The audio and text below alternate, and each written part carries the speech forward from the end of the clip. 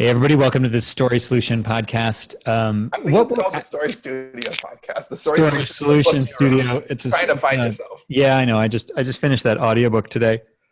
So I guess it's on my mind, which is actually kind of a fun, so we're going to talk about celebration today, like how to sort of acknowledge as you I wonder if Dave's text while we were brainstorming this topic.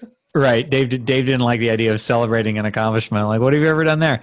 But it's, you need to sort of build in some of that, I think, for a lot of writers to just as a little reward system. But anyway, so. Oh, wow. Dave has some really good suggestions here, actually, for other topics. We'll do these in the future. You're just now reading it. I sent it hours ago. Yes, but I wasn't. Nobody goes in and pays attention to it because we're on the day of. Yeah, right. I'm working. You sent that as I'm clocking out to go. It's 11:50 a.m. That's clock out time, dude. So, yeah, but we were talked about wait. Oh, okay. So I was just saying that because I didn't want to do the thing where we get 20 minutes into the show and we don't about that sort of thing. But I did. I'm recording the nonfiction, the audiobooks for the nonfiction books that I've written. So. So I wrote the Story Solution, I wrote 10X Author, which is one of the stone tablets, the little ones, and I'm writing the fiction formula. And so we were like, well, so maybe if I kind of like build a little studio, and by studio, let's put that in air quotes, a studio, just a booth. It's a closet, right? It's a booth, right? And then I can just, like we asked questions of Find a Way, like gave us equipment recommendations and sort of proved it for us. And that way, then I can record audio and give it to Jim, who's working with us, and he can do it. And it just lowers the bar on all, not the bar of like quality, but the bar of the obstacle, say, to doing it, to hiring a narrator. And so. Are you reading mine? No, Joel is reading yours. All right. So Joel. Yeah, he's actually reading it. Like I think he's okay. I think he started, which he is mimicking me. No, but I actually told him on the books that I write, he can actively mimic me. I think that would be funny. But he has the perfect voice to be you anyway. It's just kind of like dark and baritone. He's the backup Dave. No, he is. That's why you guys brought him in. Oh yeah. If you now die we have tomorrow, a bus, a heart attack, poor parenting puts you in jail, like whatever. Like we've any or all of those or not. Yeah, we've got Decoy Dave. We're gonna start a whole basement full of them. Just open the door. Next, the next day will come tromping up. But it was interesting to finish that audiobook today because, I guess I can spend just a few minutes talking about this because I think it might be of interest to people who are listening. Is I was kind of like, where can I record audiobooks where there's sufficient sound dampening? And a lot of people say record in a closet, and I started researching on that, and the consensus was, no, dude, don't record in a closet because you think that there's a lot of like clothes in your closet to absorb sound, but unless your closet is much smaller than most people's, it's still too big. Like you need to fill your closet with like a carnival's worth of stuffed animals for it to be enough. Yeah, I got that already. So you could do it. You could just like get in a pile. Me and Sean's mom live together now, and I have all her hoarding stuff. Well, I was considering making a booth up inside of my closet, like just partitioning something off. And then I look to my left here and I have like a little tiny closet, little tiny thing. And so I bought some acoustic blankets and hung them up, and there's one over the top of me and all around. And I have to go in, I have to squeeze in and then very carefully like reach up and hang it over hooks. And I just it's enough room to sit. And the microphone's about this far from my face, which if you're not watching is, I don't know, 5 inches. And there's a little desk that the laptop sits on, and that's it. Like it's what about? So there's not enough space to make it a kill room? No, and it's funny to imagine you in there because like I imagine you'd be claustrophobic as shit. Like there's no room to move at all. It's just right around me. But it's interesting because, with the right mic and all that sound dampening, and I'm listening back and I'm like, well, it sounds pretty good. Like it sounds like a pro audiobook. That's Dave's basic, like, is it bigger than a bread box? That's how he decides the size of a room. Is it bigger than a kill room? Can I make a kill room? Like, that's the only metric that matters. Well, you always want to make sure any room that you're going to spend a lot of time in can double as a kill room. And when I'm looking for a new house, that's what I look for in the real estate list. And if you guys have any trouble following what Dave is saying, just go directly to his mentor, H.H. Holmes. Tell you all about the various things you need for a murder hotel.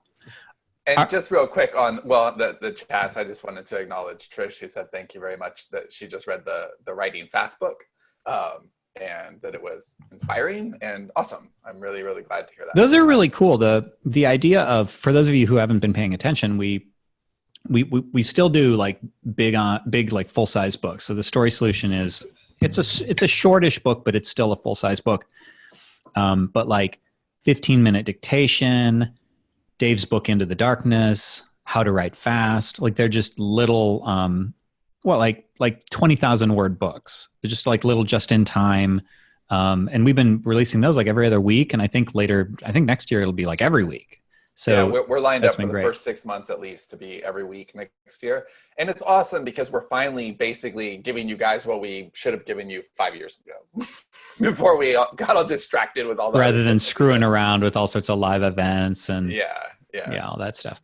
Does anybody have anything cool? I do have something cool if we have time for it. That's something awful. Oh, I actually want to defer to Dave and something awful. What's your something awful? Well, let's see. My air conditioner died. I know this something awful. Really ham it up, dude. It's been hotter than fucking hell. My air conditioner died. They basically came out and said, "Yeah, your coils are gone." I could try and clean them, but they would literally fall apart. Your coils being gone sounds like a euphemism to me. Is it? It probably is. It's the air conditioner is over 15 years old, so they've been saying for a while you got to replace it. So, finally had to bite the bullet on that, but it was a week before I could do that, and it was just absolutely hotter than hell, miserable. So I had the guy come out. He installs the air conditioner, very fucking expensive. And then when I'm done, he's like, "Okay, and now you got to get with the city and get a permit." Well, they apply for the permit, but they're going to come out and inspect, and you need to have a fence around your air conditioner because you can't see it from the street. Because nobody has an air. It's like some ugly eyesore, I guess. Maybe they meant somebody who could sell diamonds for you. Do people not really have air conditioners in rural Florida? Is this something that it's because somebody might fall into your air conditioner. So I gotta get a fucking fence for this shit now. I'm like, what the fuck? We should get Dave, the permit guy who was in charge of the permits at Smitty's, because they allow open flames. You should just get one of those like standing. They make them in there. They're just like plastic things that just unfold and stand there, and just be like, just challenge them. Yeah, I'm going to see if that is an option. The other something awful, because a week isn't complete unless there's two something awfuls. Mm-hmm. There's a hurricane aimed at us right now. Oh, I saw that. You remember you called it a few weeks ago? We were like, "Hey, summer's ending," and Dave was like, "Yeah, but it's almost September, and in September there's going to be a hurricane." I must have manifested it like The Secret. You did, I think you manifest a lot of this. Right, the finger gun. Yes, I mentally thought it. It just occurred in the ocean, and it's spinning. And in the way it's probably going to be a Category 4, which, if you don't know, is pretty fucking big and strong. Look, everybody listening to this knows you're at least partially responsible for the time. What do you imagine? Can you imagine like the satellite imagery? They're going to show it, and it's going to have two ghostly finger guns. The hurricane is pointing at Dave. Yeah. And his name is Dorian. What a stupid fucking name. It sounds like one of those characters on the Riverdale show or whatever. Yeah, it really should be Dave. It just should, all hurricanes coming towards Redacted should be Hurricane Dave. And if you look at the fucking path for it, it's all over the place. It can hit anywhere between South Florida and like Georgia. Oh yeah, it looked like a map of your rage. And the best one is most of them now agree that it's going to hit around West Palm Beach and then just go right up the coast and just wipe out all of Florida. Oh, well, if it wipes you out, you can move to Austin faster, right? Yeah, all right. I get Can you on that. imagine? Can you imagine God up there like they're gonna eventually figure out this fucking state? Nobody should live there. Oh my God, they're eventually gonna get it. It's gonna be bowling for stupid. It's just one bowling ball right down fucking Florida, man. Bowling and I'll for be in its Stupid. path. That sounds like a good sequel to Bowling for Columbine. Maybe you should make that like a really good documentary. Bowling for Stupid. I really like that. Me and Michael Moore. I'll pitch him next time we're hanging out together. And You and Michael Moore seem like you would get along. I agree. Sean, do you have anything? Yeah. So I've been watching a new show. Big surprise to everyone listening, I'm sure. But I just kind of happened upon this one because I hadn't heard anything about it ahead of time. Although my daughter did make me feel like I was old for not having heard about this show. But I watched Big Little Lies season 2 on HBO, which is excellent. I mean, don't ruin it. I haven't seen season 1 yet. It's so good. That's not the new part, right? Which what? Big Little Lies. That's not new, right? You've been watching that, I thought.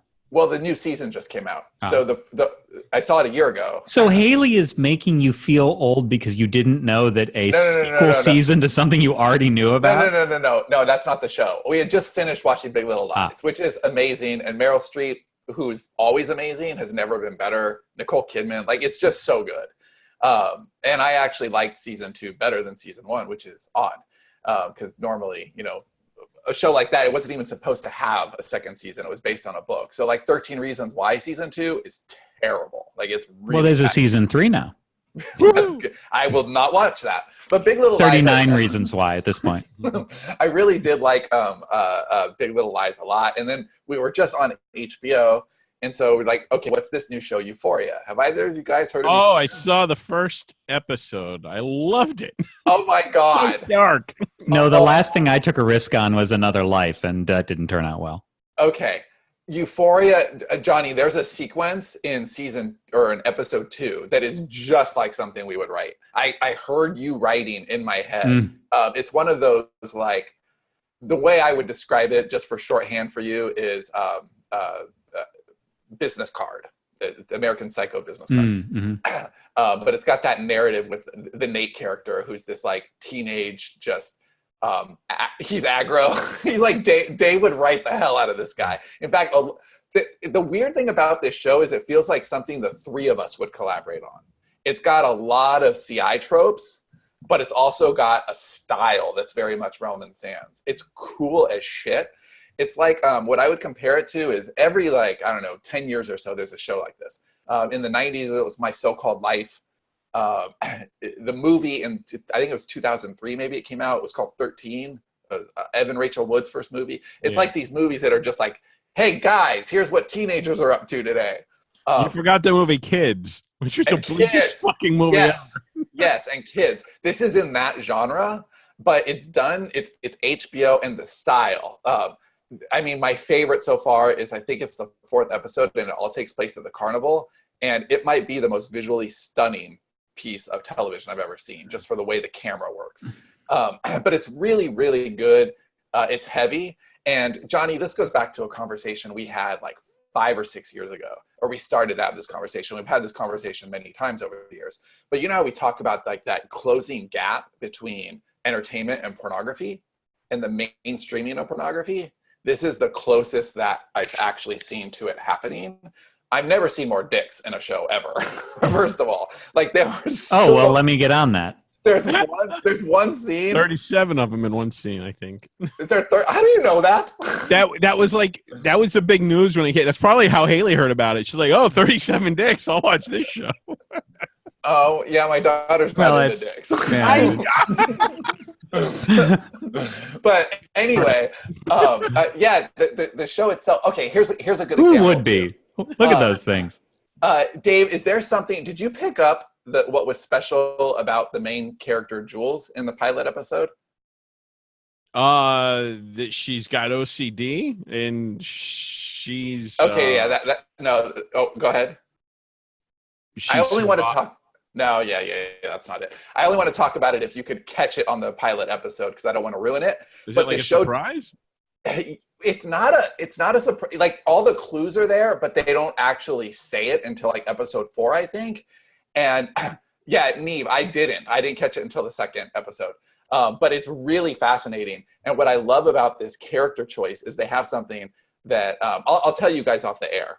I don't want to ruin it for everybody. But what they do with this character choice is it's something that in any other show, it would have been like a major storyline. It would have been almost exploitative, if anything. And here, it's not. This thing that's about this character is just something about her. She's just a troubled teen like any other troubled teen. They don't use this thing as a reason that she's troubled. It's just the writing on the show. This is awesome, but it believe me, as somebody who knows nothing what you're talking about, this is the worst conversation ever. I'm like, it's something it's related to her. Okay, all right. Good show.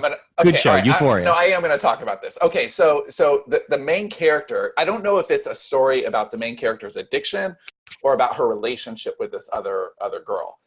But you find out, so Jules, Dave, do you see when she's injecting herself and you don't know if she's taking drugs or diabetic or whatever? It's hormone therapy because she's trans. Oh yeah, I knew that. Okay, I didn't know that in the pilot. Oh, okay. I didn't catch that. But the fact that she is trans and it's not ever an issue, it's not a deal. It's just like, oh, she's just a damaged teenager like anybody else. Like they draw an equivalency to what she's going through with what everybody else is going through. And it's just kind of fascinating, the risks that this show takes. Anyway, that's my something cool. Mine is, and I'll be brief because we should get to this, but I just wanted to say that I started watching the Spike Lee Masterclass, and it's really good. It's really good. Basically the reason that Does I he started talk about yelling at Michael Jordan when you're on the floor of the New York Knicks Madison Square Garden? No, but he does my have favorite performance he's ever done. He does have several Michael Jordan stories, though. Of course. I was listening to because the Masterclass. In case you don't know this, like the new format is you can technically buy courses a la carte, but you'd be stupid too, right? Like it's one of those things where the price of one course is like the same as buying the year. Yeah, I have it for the year. Why did you pick Spike Lee instead of like? Well, hold on. I'm just about to tell you that. So the basically I was listening. The first one that I went for, well, the first one was a Gordon Ramsay one because Robin and I were like, we'll learn to cook together. It'll be fun. So, but since you have the whole thing, it's you have access to everything. And so I was like, I'm going to listen to David Lynch's, and I really like David Lynch as a filmmaker. His masterclass is kind of boring. Like okay. Yeah, like, Margaret Atwood too. She just talks too slow. Yeah, it's just, I think that he's not very dynamic he's dynamic as a filmmaker. He's not dynamic as a person, at least not in this masterclass. He's just like, his cadence is slow and he's not really telling me anything I don't know. It's like a lot about creativity rather than specifically filmmaking. So I was just like, well, I kind of want to stay in the whole filmmaking thing because that's the reason I went to Lynch. And, Spike Lee's had, they say what it is. So like filmmaking with, I don't know what they are, but Spike Lee said independent filmmaking. And I was like, oh, okay. Like I want to roll with that. Independent filmmaking. That's the closest to what we're going to do. And, that's the reason I started it. But I found that number one, he has a lot of really interesting insights, but he's also just fun. Like I didn't think Spike Lee would be that much fun. Like he is, like he cracks himself up. He's very personable and engaging. So yeah, big shout out on that. Were you tempted to see Scorsese? Is it just because it was independent and Scorsese's like, well, I've got $100 million to work with, so fuck you? Well, no, it's really more like, because it isn't which one am I going to do, it's which one am I going to do first. Like I'll do Scorsese's. Like that's the beauty of the masterclass. I have the whole year. Yeah. Well, what was interesting is Johnny asked me yesterday if I had seen the Spike Lee masterclass, and just coincidentally, or maybe our pixels are being tracked. Well, I think it was more like this. But coincidentally, I had just seen the Spike Lee commercial while watching a video on the Take with Cindy. And, they halfway through a commercial comes on, and I always skip it after the first 5 seconds as soon as you can. This was a 2-minute commercial, and I watched the whole thing.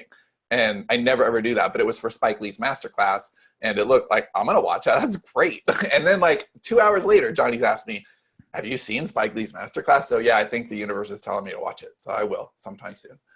Yeah. I mean, it's not like mind-blowingly amazing or whatever. It's just it's yeah, but good. it doesn't Like it's need to be. no. Yeah, I just like because I was going to watch Martin Scorsese's about 6 or maybe 3 months ago because the book I was writing, the main character is a filmmaker, and I want to go through it again, as a revision with a little more filmmaker language, and I wanted to watch that and then do it, but then I went on vacation and it didn't happen. Yeah, I mean, we'll watch Jeff Curry's and get together and do some, a company basketball. I'll watch that with Ethan. He would actually love that. Me too. Yeah. So, I mean, we'll get to the topic, but just to give you an example, like one thing that I thought was kind of interesting is he tells the story of when he was doing Malcolm X and Warner Brothers was we don't want it to be this long. And it wasn't because it was going to require more budget to make it longer. It's because it's the longer a film space, is, right. It gets fewer run. It's like one fewer run per day. And so Warner Brothers was digging in their feet and they were like, no, you have to make it shorter. But Spike Lee was like, well, there's story here. Like, this is history of a real man. I feel like this all needs to be done. So they kind of bashed heads and Warner Brothers said that's it. Fuck you. And I don't think they pulled out formally, but there was some sort of impasse. And then, so he was like, well, I guess this is up to me. So he went and hustled and talked to every prominent African-American person he knew, like Michael Jordan and Magic Johnson. And he actually talks about how he played Magic and Michael Jordan off of each other. He's like, what you got to know about Michael is he's super competitive. It doesn't matter what he's doing. And so he talked to Magic first, and then he said, well, let me tell you what Magic did. And then Michael Jordan was like, Magic did that much? And then he's cracking up. He's laughing. He's slapping his legs. Yeah. So he hopped in. And then Warner Brothers the next day, after he did this whole press conference and got a whole bunch of people, he's like, the next day they called me. They're like, we're back in. It's like, coincidence? I don't think so. So like that indie kind of wily. Yeah, that sounds like a lot of fun. Okay, so to the topic, do you want to? Do you want to take that? Do you want to talk about? Well, yeah. Okay, so this is kind of funny because not many people know this story, and I won't get into too many details in this story because it's just not necessary. But we're talking about celebrating. And celebration is an important thing to me, even if it's just the tiny things. And somebody told me, I don't know, I guess it was this 2 years ago, a year and a half ago. Johnny was with me at the time. Do you know this, what I'm about to say, Johnny? Do you know the story? No. Okay, so Johnny and I were there, and it was somebody who was telling me about something I had done wrong. And I had wronged this person in some way. And I was listening to them and really trying hard to give them the benefit of the doubt and listen to everything that they were saying, because, you don't want to hear when somebody's telling you what you did wrong. It sucks, but you want to hear them and respond to them and acknowledge them and all of that. So we get to the end of what this person is saying, and their punchline is that I don't take the time to celebrate the small things. And now do you remember? Of course. And then I look over and Johnny looks at me like, wait, what? And I was like, wait, what? And I just realized that, this person has a fundamental misunderstanding of who I am. And because I'm almost err of the other side. Like I'm almost kind of too stupid about how. Yeah, that encounter had several statements about you and how you are that were just fundamentally not even remotely right. Yeah, so I mean, sometimes you roll with it and whatever. But I've thought about that statement many, many times over the last. If anyone ever said that to me, I'd punch him in the face. And then you'd celebrate it. Yes. and it's funny. It's a hilarious irony that the times I tend to think about this statement are when I'm in the middle of celebrating something, and it's usually something small and ridiculous. What's that like, having something to celebrate? It's pretty rewarding. Wow. And what you find is that the more things that you find to celebrate, the more that you naturally want to celebrate. And so I do think that there's a lot of value in that. And I especially think that there's value where we don't necessarily give it to ourselves. So in this indie space, we're all about churn. Unfortunately, there's way more emphasis put on getting stuff done and getting to the next thing, which we actually do support that. Like we're the same, we've got books coming out every week. So we're always moving and we're always going. But it's also really important to slow down, to speed up, and to acknowledge these these victories that we have, whether it's finishing a book or bringing a new collaborator on board, or even just coming up with a new idea. So taking the time to actually celebrate. And I actually so before we were talking about what our topic should be today, and so we pitched this to Dave, and he says, wait, hold on, I gotta find it. He says, I have never celebrated a book being done. In fact, I don't think I've ever celebrated anything except the time I got a job after moving here to be with my wife and found my first non-shit job. So Dave is not one to celebrate. And, so we almost didn't do this topic, but then it was like celebrating invites fate to fuck with you. But okay. The minute you have a smile on your face, God will smack it off. Okay. So do you want to write another book? It can just be parables. Things my father taught me. Shit, my Dave says. Oh my God, I would read that feed all day. So I am curious, Dave, is that, like, I know part of this is just you leaning into your persona, but part of it is actually your belief system too. So what is the ratio there? How much do you believe that things are actually not worth celebrating because it is kind of tempting? I mean, I've known you long enough to know that's not all a joke. So what is your feeling on that? I don't know. Like, yeah, I don't really celebrate. I don't, like, with books being done, I never celebrate because I know the minute I'm done with one, it's like, hey, we got another one to go. Boom. Yeah, so, but same with me. And I mean, my pace is 3 to 4 times yours, so I'm celebrating 3 or 4 times as much. Okay, let me reframe this. You have known me for 11 years now, I think. 11 years.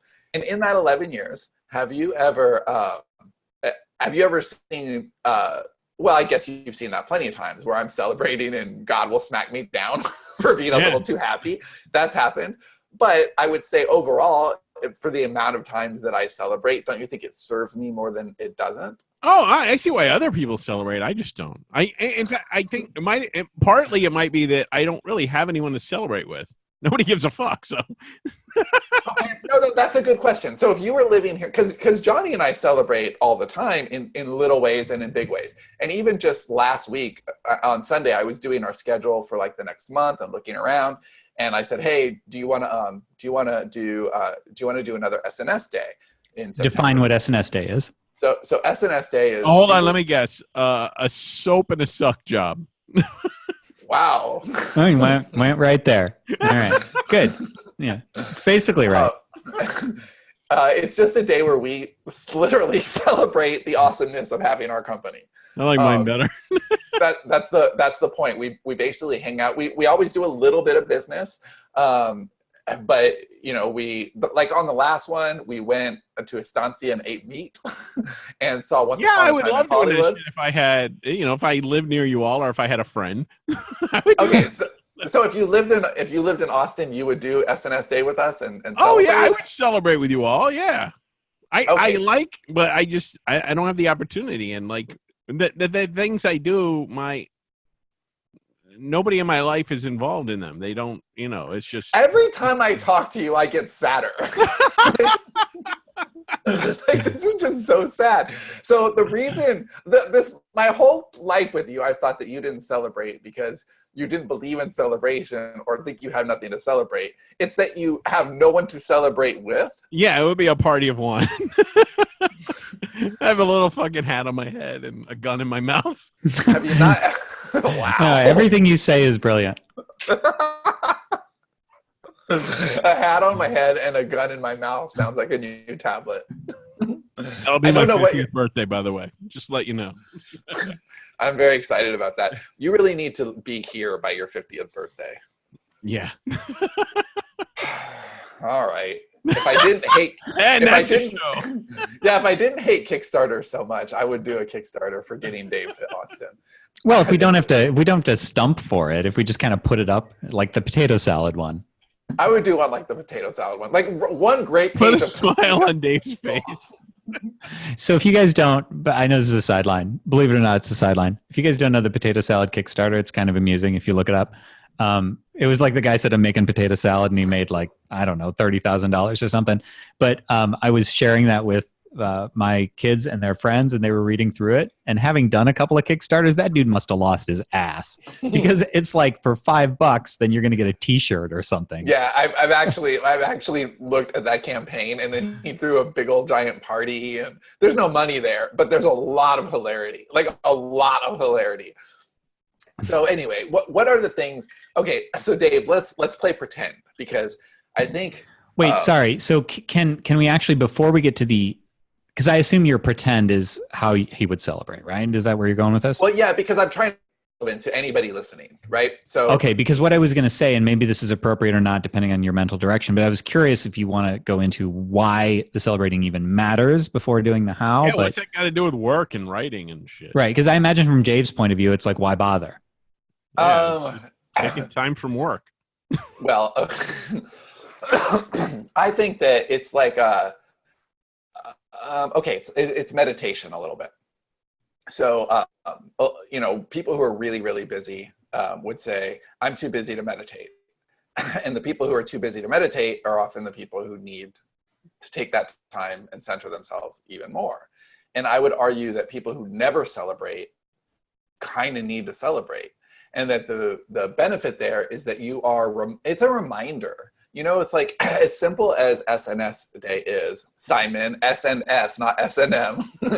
As simple as, as straightforward a concept as that is, it's Johnny and I getting together to remind ourselves of how awesome our jobs are, how awesome our responsibilities to other people are. So this last one, we rewarded ourselves with some meat, like endless meat at Estancia. They just keep bringing it. And a really great movie. But before that, we went. Wait, is meat that male strip bar? Yes. Okay, all right. Yeah. Johnny had 2 lap dances because one wasn't enough. And so before we even went to lunch or to the movie, we looked at our entire 2020 calendar, and we're moving all the pieces around for all of our different authors and all of our different worlds and series and franchises, and figuring out how everything plugged together.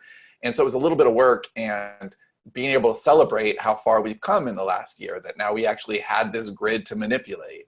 It's a really positive action, and it reinforces what we're doing and why we're doing it, and keeps us feeling really good about it. And it's a nice counteract to, stuff that isn't going so well, because. Yeah, I would say that that's the major benefit, is that, we've made no secret of Sterling and Stone has had a job to do in turning the ship around from when we were half smarter artists, and it's been a slog. So there's been, ups and downs. And so to just keep pushing the flywheel and just keep grimly going forward, and, okay, we're looking forward to some amazing things. Deliberately taking the time to be like, okay, now hold on. This thing over here isn't so great right now, but this thing over here is amazing, and we never pay attention to it. So your mentality stays in lackfulness, for want of a better term, or something like that. Like your whole way that you approach everything is different if you don't accept that you've done some amazing things as well. And also it's a creative thing for us. So we saw Once Upon a Time in Hollywood, and it's influenced both of our mental states just since then, just because it's we want to do that. We want to creative input is always good. Yeah, I think, we do it in a very tiny way. For those of you who have read How to Write Fast, and I think we probably mentioned it in the dictation book too, we have a channel in our Slack that's just called the Daily Fuck Yeah. And that's all it is. They're these micro celebrations. So, it depends on what you're doing. Most of us use it for word count, but you could do it for whatever. I edited this today. I finished this today. I don't see that on my channel list. I guess I wasn't invited to that one. Well, you have to go search for them. You don't go to the meetings. Actually, you know what? Let's talk about this for a second, because this is worthy. I think next week we're going to have Joel on. So Uncle Joel is who we were talking about at the beginning. He's going to read a lot of our books, our nonfiction books, that Johnny's not reading. And read them for audiobooks. It's not interesting that he's just reading a book. Right, reading them for audio. And Joel's a great guy, and he's a fast writer, but he wasn't writing as fast as he wanted to be. And I'm sure we'll tell this story again next week too. But he basically raised his hand and said, how do I get some help? And what we determined as a team was that he needed a daily accountability channel, because he didn't want to let his team down. So if he was writing less words than he knew he could, and everybody knew that was going to be a problem for him. So he started this. We started the Daily Fuck Yeah channel, where it was just a place where we could, he could log in his words or whatever. And now everybody uses it, or a lot of us use it as a place to celebrate. I did this. I accomplished this. I just got invited to the channel. You should do that and then just never log another one. That's really awesome. Discovered the channel. Dave was here once. When I do, I started last May 1st in 2018 is when I started writing again daily. Like, okay, I'm going to write every single day no matter what. And I knew that I was going to start cranking through books, pretty solid once a month or whatever. And I actually, as a family, we sat down after I finished the first one and said, okay, I feel like my momentum is really picking up, and I'm going to start writing books pretty fast. And I don't want to lose sight of that. And I don't want it to just be a thing that happens and, oh, these books are piling over here and there's no acknowledgement or celebration, because then I'll stop appreciating it. And I think a lack of celebration leads to a lack of appreciation, and a lack of appreciation leads to an atrophy of creativity. And so it's important to stay in touch with the things that light you up. And I'm not even kidding here or busting on you, Dave, but I think we should take more time to celebrate, the positive strides you made, because you've had a really exceptional year and a half, with a couple of hiccups, but more than anything, you're like our behind the scenes graph when we're looking at our sales, where it was like so low for a long time because we didn't have our shit together, and now it's constantly creeping up. And even if it's not where we want it to be ultimately, we can look at any graph that measures the success of us as a company and say, oh yeah, we're doing the right things and it's going in the right direction. And that's the same is true for you. But how many times have we said, oh my God, you finished, I don't want to give titles, but A, B, or C or whatever, and you felt really good about it, and then you just rolled right into the next thing. But we should have calls where we're just bullshitting or celebrating or whatever. Find out what your currency is. Maybe it's playing, a few hours of a video game, or lap dances at meets. Lap dances at meets, going out to dinner at Olive Garden, whatever it is.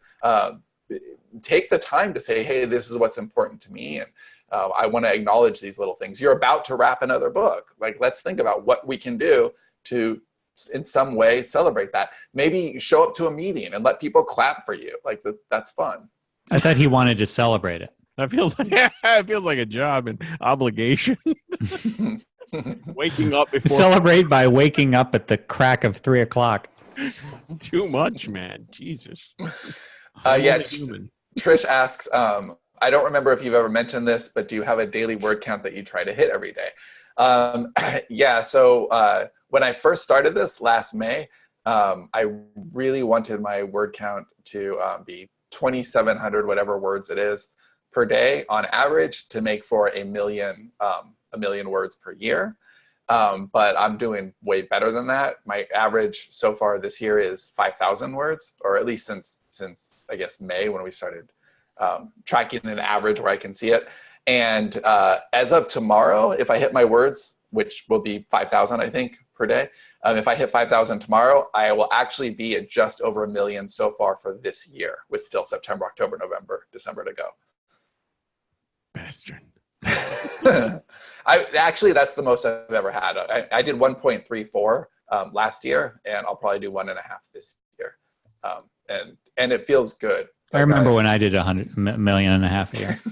Those are the glory days. Johnny will kill it next year. Johnny's having a hard year this year. This is a hard year. It's a hard project, honestly. Well, there have been a few hard projects, but the current one is hard. Well, I mean, we could talk a tiny bit about that, not the specifics, but it is going to be a movie, the thing that we're writing right now. And so there's this weight of responsibility to it. There's also another person involved.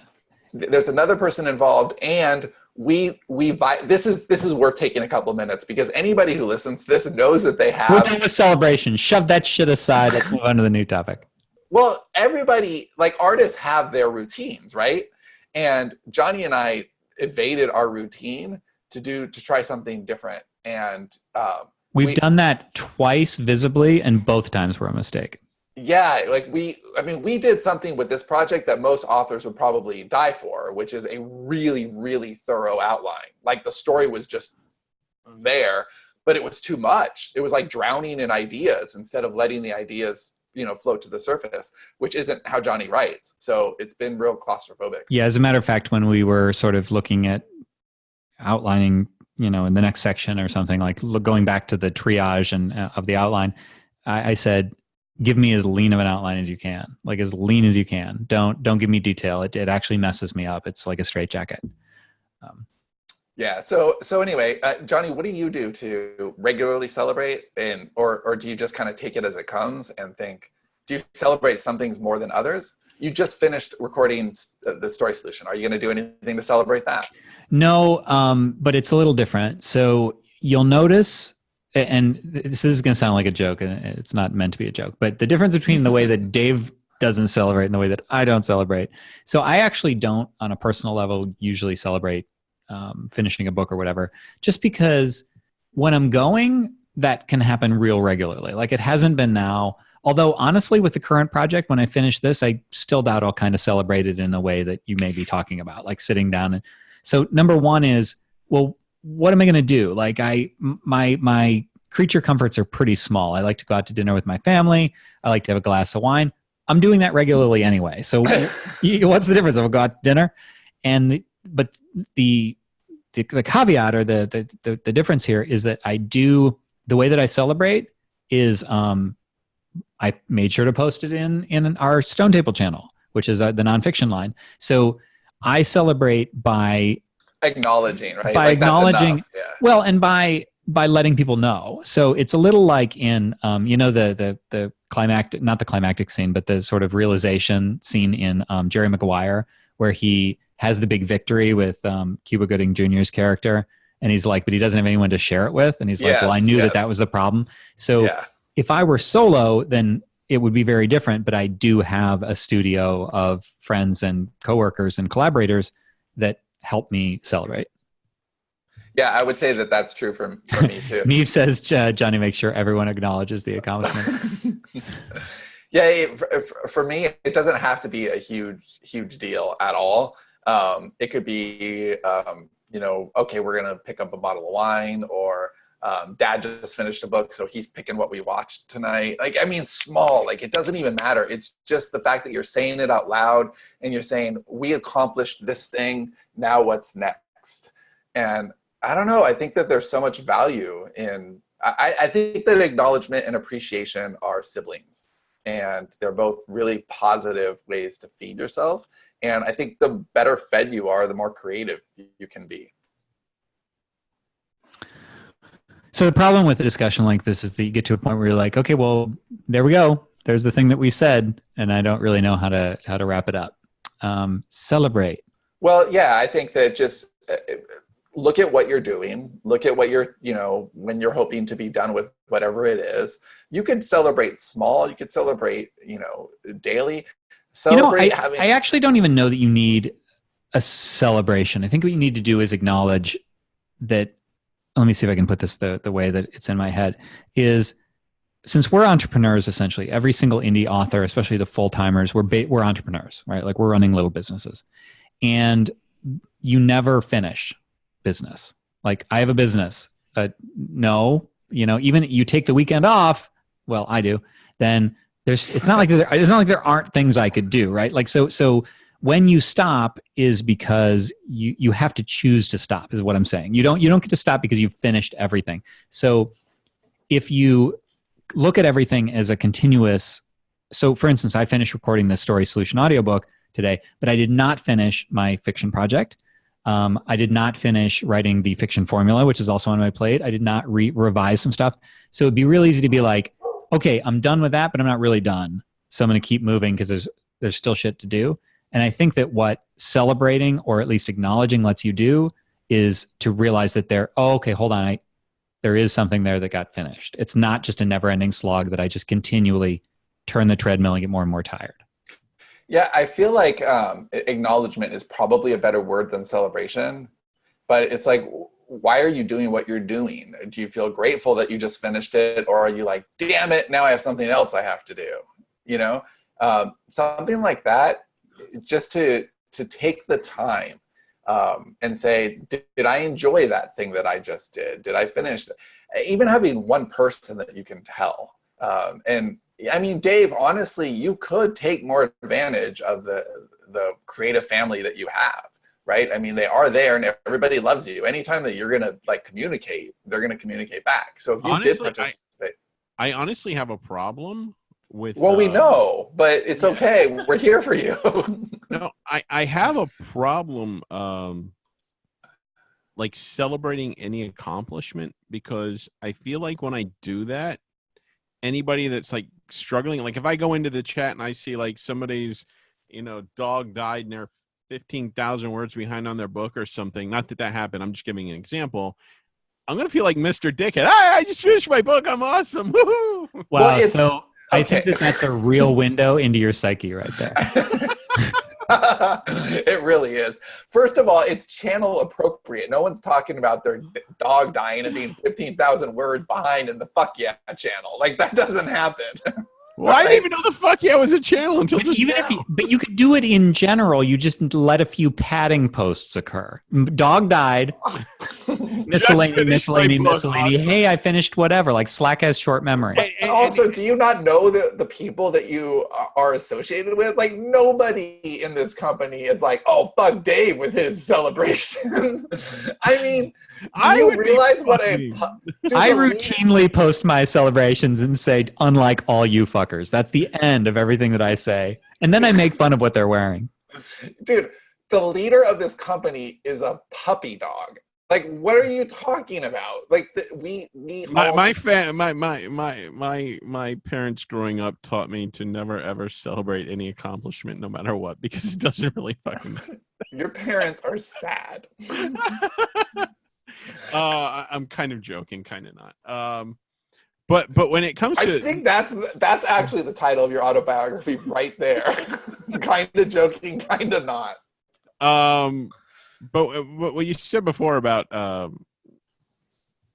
seeing, well, you didn't say this, but I'm paraphrasing, seeing the work as a burden. That's not how I feel like when I finish a book. I just like getting, like, for me, like, I enjoy writing, but like having a deadline is like a boulder on my, just coming down the mountain at me. So I love finishing it and getting it done.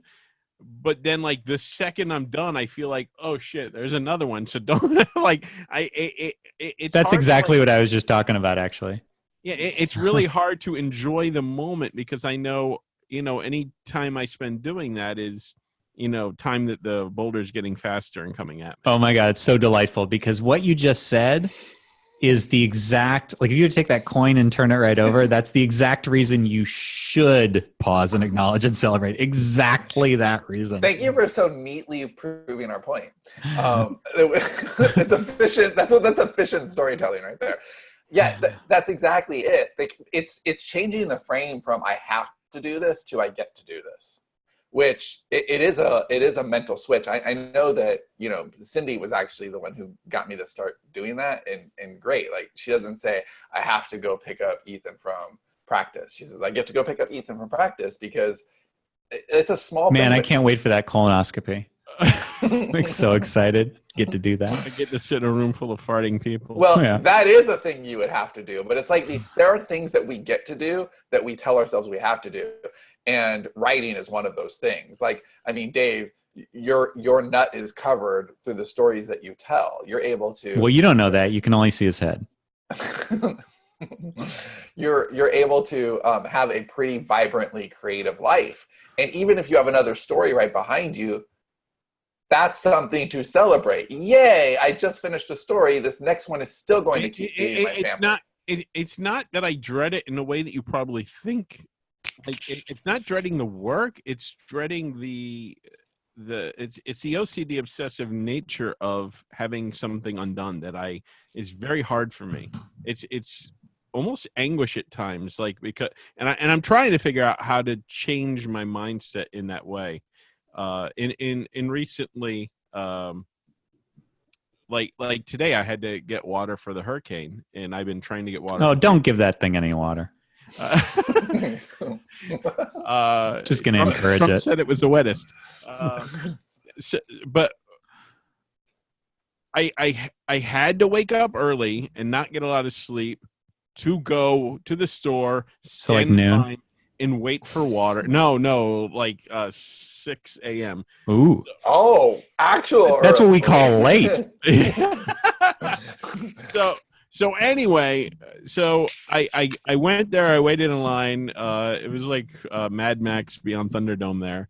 But I was able to get water, and when I was thinking about it late, I was actually telling somebody, I was messaging them because I was all worried I wouldn't get water because 3 days in a row I've been trying, and it's been a nightmare. So I was right, and then I thought I should change that and not complain about having to wake up early and not complain about what a pain in the ass it was and all the things but I should just focus on the positive that I finally got the water. And that's the good thing. And I'm trying to see that other than, how I would normally see it. So, although complaining is a rich source of all of our comedy gold. That's true. Oh, for sure. I can't completely change my mind. No. We need you a little broken, but less than you are. All right. So I declare that topic complete. We discussed it fully. Next week, we are going to have Joel on. Joel's one of our storytellers. Why are we having him on? Do you remember? Is it just because he's awesome? We're having a beard on. Well, it's time to kind of introduce him for one, but also he wrote "Fuck the Details," which will be. Fuck the Details is a new tablet coming out, and it's awesome. Yeah. So, but he's also a familiar voice. I mean, people who listen to our books on audio are going to hear a lot of them. He's just a great storyteller and a great person, and you guys will enjoy him a lot. He's a fantastic idea person. Not that you guys will get to see this in the same way that we do, but you put Joel in the story room and, ideas crackle, and that's always fun. I'd like to see a beard off. I mean, Dave's got a carefree kind of creator's beard. Like it's kind of doing its own thing. Dave's beard is no bullshit. That beard is not taking any guff from anybody. Joel's, you mean? Joel's beard. Oh, yeah. That thing, you can set a clock by that beard. It's military precision. Well, it really is. What was it for Movember? He shaved it and he was growing the mustache, and it was like 3 hours later. like, damn it. Him and David Gaughran, they should have a beard off. Those two dudes. Right. Yeah. Okay. So next week's topic will be beard grooming tips and care for the masculine man. And if you want to join the live show, we're still trying to do that. We got about a dozen of you. More live people. We record at 3 Central on Fridays. Maybe we should start giving out snacks or something to entice people. Ooh, how about that snacking chocolate? Ooh, snacking chocolate. So it's if you want to get on the reminders list, it's just a regular email to just let you guys know that yes, we are recording one this week. No, we're not. We're doing it at a different time, like all that stuff. It's sterlingandstone.net/live show. I might not be here for the next couple of weeks. Wait, what? Because of the hurricane. The power goes out. It's out for a week minimum. Oh man. Yeah. Didn't we have sad Dave voicemails during one of the hurricanes? And it was like, well, my phone is dying. It was like something out of an apocalypse movie. I'm in the car. I have no battery. That was around the time of The Walking Dave, which is coming back. No one will celebrate with me. Steve said Joel will be a replacement Dave. Yes. Oh, you know what? We should have and we just don't even say anything. Yes. We just bring him in and he's like, well, I've been working out. I bet at least a third of the people wouldn't even notice. It'd be awesome. All right. Well, you remember the time Dave had to leave early and we replaced him with recorded Dave clips? Yeah, that was fantastic. That was good. All right. So thank you guys for listening to not the Story Solution podcast, the Story Studio podcast, which is also confusing. Too many S's in this company. And what was that? Hold on. I saw an inhale. No. All right. Thanks for listening, guys. And we'll see you next time. Adios.